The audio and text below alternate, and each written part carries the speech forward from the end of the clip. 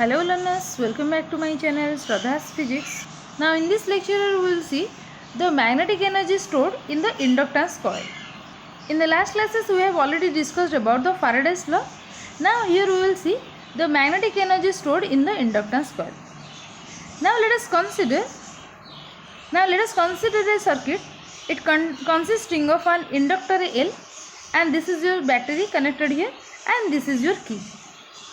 When this key is pressed, then the current I flows, and because of this current a magnetic field will develop, and if I change this current, then there will be a change in the magnetic flux. Now an EMF will be induced in that coil, in the same coil, and that phenomena is known as the self-induction. We have already discussed about the self-induction. So the self-induction, it will try to oppose that current, because this self-induction means an EMF will be induced in that coil and it will try to oppose the change in flux, or ultimately we can say that it will try to oppose the flow of current or the growth of the current. So because of that, some work is done in increasing the current from 0 to maximum against the induced EMF. Now let us see. The work is stored as the magnetic potential energy in the inductor. Now the magnitude of the induced EMF due to the rate of growth of the current dI by dt, it can be written as this EMF equal to L into dI by dt.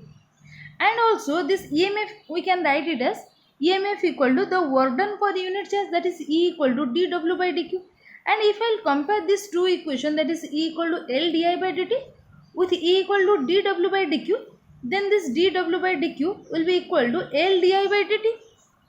These are the two EMFs. Now this dW by dQ equal to L di by dt can be written as, if I will take this dQ here, then this will be dW equal to L into, in place of di, if I will replace this just, then this will be dQ by dt into di. You can see here, this is your dW equal to L into dQ by dt into di. So dW will be equal to this dQ by dt, the rate of change of charge, or the charge flowing per unit time, we can write it as the current I. So dW equal to Li into di. Now if I will calculate for the total work done, that is when the current increases from the 0 to the maximum value I0, when the current value varies from 0 to maximum I0, so in that case we can write the total work done W will be equal to the integration of a 0 to I0 Li di. So this is the total work done. So now if I solve this integration, now this will equal to, this L can be taken outside to the integration. The integration over I di will be equal to I square by 2, and the integration over 0 to I0, and this will be equal to half of, if I will substitute the value of the upper limit, then this will be I0 square by 2, and if I will put the lower limit 0, then that term goes to 0. So this is simply W equal to 1 by 2 Li0 square. And this work done in increasing the current flowing through the energy, that is because of the magnetic field, we can write W as U. This is the potential energy U, that is equal to 1 by 2 Li0 square. This is the magnetic energy, we can say that because of the magnetic field, the energy stored in the inductor. Now the magnetic field setum in the solenoid, that solenoid, this we know B equal to mu naught N I naught. So the current can be written as I naught equal to B by mu naught N. This is B equal to mu naught N I naught. So this I naught will be equal to B divided by mu naught N. Simply we have divided this term mu naught N here. Now if I put the value of this current in this expression, now this U will be equal to, you can see, this U value will be equal to 1 by 2 L into, in place of I naught we can substitute B divided by mu naught N whole square. This is the value of I naught. Okay. Now you can see here. Again, if I put the value of the self-inductance, that is L equal to mu naught N square L. This expression we have already calculated in our previous videos.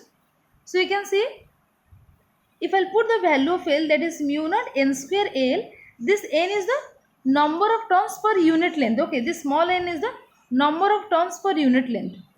So this U will be equal to 1 by 2, in place of L we will write mu naught N square L into B square divided by mu naught square into n square. Now this n square get cancelled. One mu naught will get cancelled with one mu naught. So this will be finally u equal to 1 by 2 mu naught b square L. Just remember this small n is the number of turns per unit length of the solenoid. Okay. So now we can write the potential energy per unit volume. Unit volume is area into the length of cross section. It will gives the area into the length, cross sectional area into the length, it will give the volume. So we can write this u divided by AL or u by B. This gives the magnetic energy density. Okay, so we can write the magnetic energy density um. Suppose it is denoted by um, magnetic energy density, that will be equal to 1 by 2 b square divided by mu naught, because AL is divided here. Okay, so now this magnetic energy density equal to 1 by 2 b square divided by mu naught. So this is the expression for the magnetic energy stored in the inductance coil. So this is basically the magnetic energy density. Okay, the amount of energy stored per unit volume. So this is all for today. Thank you.